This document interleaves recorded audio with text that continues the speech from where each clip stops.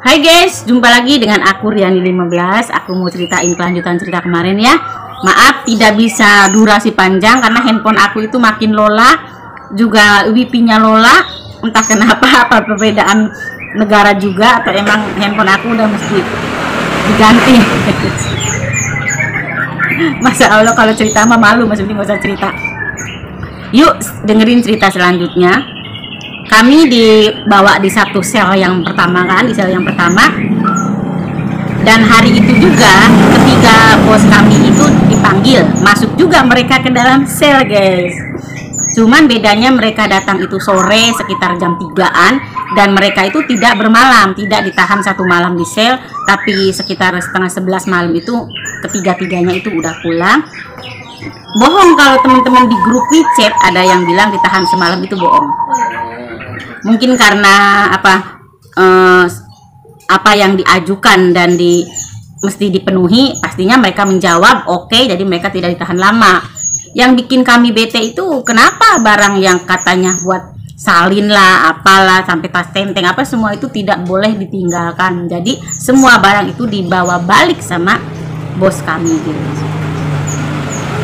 Itu interogasi ya, interogasi kan, betul kan? Interogasi untuk kami itu dari jam pertama datang situ setengah 12 siang sampai jam 3 malam itu masih berlangsung. Kok mereka itu nggak capek? Kita aja sampai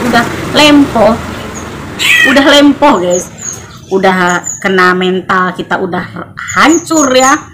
Ya gimana nggak shock ya, kita di dalam ruang pertanyaan itu AC-nya dingin full guys, sampai aku menggigil nih ya, kedinginan. Dan nggak boleh aku bilang dimatiin tuh, nggak nunggu.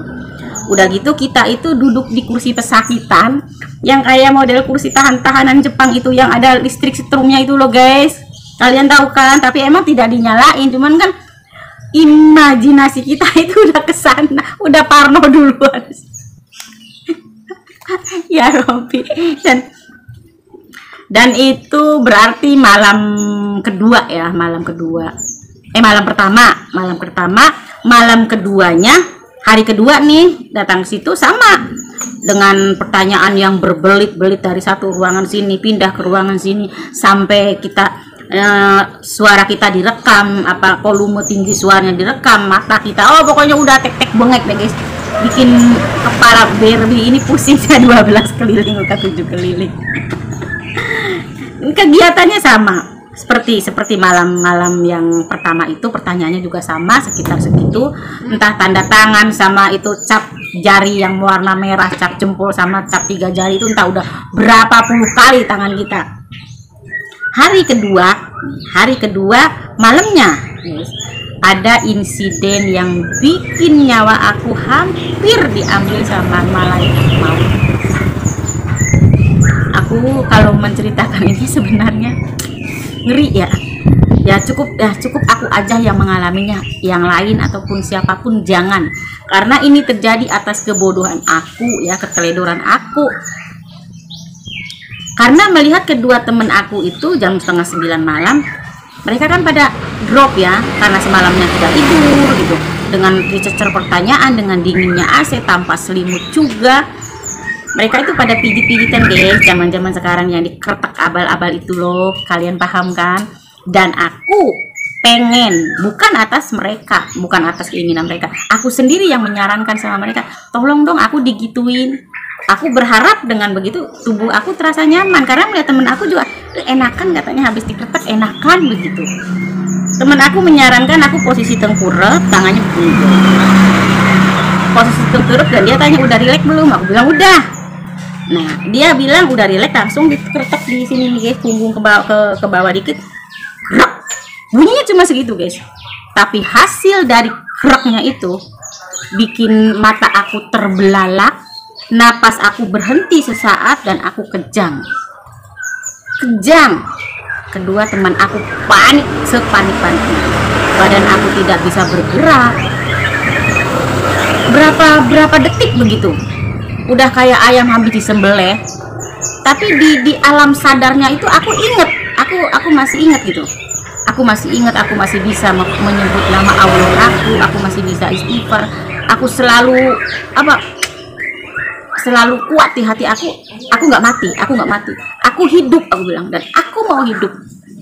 Akhirnya sama temen aku dipijit tangannya, lama-lama aku bisa sadar, tapi setelah kejadian itu fatal banget guys, karena aku kan dengan posisi nyandar ya, badan aku tidak bisa miring ke kanan, tidak bisa miring ke kiri, apalagi tidur terlentang itu tidak bisa, dan napas aku itu udah tinggal gitu aja guys, udah kayak anjing kejepit ya, cuman pendek segitu guys. Itu apa, trauma banget aku kalau mengingat kejadian kemarin. Temen aku selalu bilang maafin aku, dan ini bukan salah mereka, ini aku sendiri yang mau, cuman kan aku tidak terpikir kok kejadiannya bisa seperti itu hasilnya. Malam itu dilalui dengan teramat apa ya, menyakitkan buat aku, karena seolah-olah tulang rusuk aku ini hasil dari keretak begitu tuh hancur guys, hancur semua, dan ini tuh sampai hangus ya. Ini kesini tuh angus, terus ada bercak-bercak kayak apa ya, kayak apa, keringat buncak gitu kesini tuh guys. Ini sakitnya masya Allah guys, itu berlangsung nyampe malam, nyampe pagi lagi begadang. Dan gilanya lah, paginya itu kita diajak medikal guys, full body. Aku ke rumah sakit dipapah kedua teman aku, muka aku tuh udah biru guys, udah bukan pucat lagi, udah biru, keringatnya segede-gede jagung di sini, pakai pertok, aku udah gemeteran.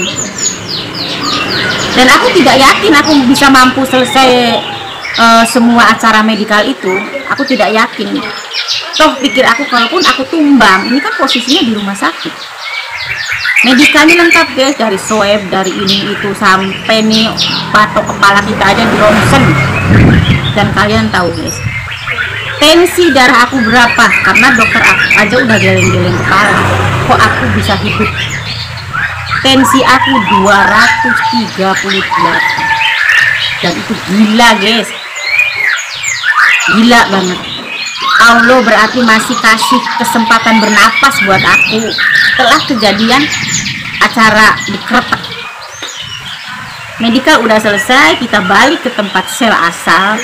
Sebelum para Pak D itu meninggalkan kami dengan petugas pengawas di situ, aku usul, dan usul aku terima dengan hasil medikal. Aku minta selimut karena aku sakit. Kalau malam ini nggak dikasih selimut, aku nggak bisa tidur, besok aku mati, aku bilang begitu. Tolong dong bos, aku teleponin suruh bawa selimut. Akhirnya agak malam sedikit, bos aku itu kasih 3 selimut sekalian, karena dia orangnya ya, bos aku itu baik banget, juga bawain makanan buat aku, dan kita bisa makan bareng, bisa selimutan. Kita dikasih selimut itu, meluk selimut sambil nangis kayak seolah-olah kita tuh dapat harta karun. Terharu banget tuh. Malam itu kita bisa tidur agak lumayan ya. Besoknya lagi dibawa lagi medikal, cek ulang seperti kemarin, dan tensi aku malah semakin naik. Di situ dokter udah buka resep obat buat aku, dan dibawa sama Pak D. Balik lagi ke tempat sel awal. Agak malamnya kita itu dipindah ke sel kedua yang lebih jauh, dalam arti diboyong sama Pak D ke tahanan sebenarnya. Karena tahanan yang pertama itu kan cuma semacam transit. Disitulah kita itu biodata kita disimpan, barang-barang kita disimpan, handphone apalah gitu. Dan di sini nih, ingetin ya aku sama kalian, di sel pertama itu kita itu ditanya dong tentang gaji, udah berapa lama, bla bla. Ini tanggal gajian kamu berapa, cara kirimnya berapa. Itu kalian bisa jawab sekenanya aja. Ya, sekenanya aja, jangan terlalu jujur. Ini buktinya nih aku. Kalau kalian ditanya ada uang nggak di bos, kamu ya atau kalian bilang tidak ada gitu aja, atau bilang aja udah kirim. Karena hal ini menyangkut nyawa di leher nih. Aku pasti ceritain, aku bongkar semuanya di sini deh. Nah, kita cerita lagi lanjut. Nah di tempat kedua ini lebih luas guys, karena di situ itu intinya tempat kita beristirahat selama masa tahanan menunggu proses dari tahanan awal, tempat tahanan awal begitu guys. Dan di situ dari satu kamar ke kamar lain itu kelihatannya nyaman sekali. Ada pool AC, tempat tidurnya luas. Satu kamar itu ada 6 ranjang guys. Dengan di atas ranjangnya itu ada dua lembar selimut kayak model selimut tentara gitu. Tebelnya, warnanya juga seperti itu. Dengan rompi oranye guys, rompi orange seperti seperti baju aku ini, mengingatkan kenangan di sana guys. Kita itu udah punya label rompi kalau di sana. Dengan nomor label yang berbeda guys, di punggung ataupun di sini, tapi tidak ada nama di situ ya. Cuma nama kita itu ditulisnya di amplop. Tiap orang tuh punya satu amplop dengan nama, kayak model nama aku nih guys, nama aku Reni, itu mereka nggak bisa. Jadi ditulis nama depannya nama Cina dengan nama Lina. Nama kamu Lina. Kalau aku panggil kamu Lina, berarti namamu Lina. Kita nggak tahu nama kamu Reni. Jadi nama kita itu dipajang di ada satu kaca, ada sekat-sekat begininya buat penyimpanan nama kita. Misalnya kita keluar dari situ mesti ambil masker, balik maskernya masukin lagi ke amplop. Itu menghemat lebih banyak guys. Aku hampir 2 bulan cuman ganti masker satu ke pokok di rumah sakit. Dan seperti yang aku ceritain tadi ya, aku tidak bisa cerita lama, tapi setelah cerita ini nih, cerita berikutnya aku ceritain lagi bersambung. Banyak banget hal-hal mengerikan yang terjadi guys, tentang masuk ruang ICU-nya, tentang teman kita yang sekarat, tentang ini, tentang itu. Tunggu di video berikutnya. Terus dukung channel Riani 15, channel Riani Bersaudara, Lucky Toyaman channel, ataupun channel Elis 15.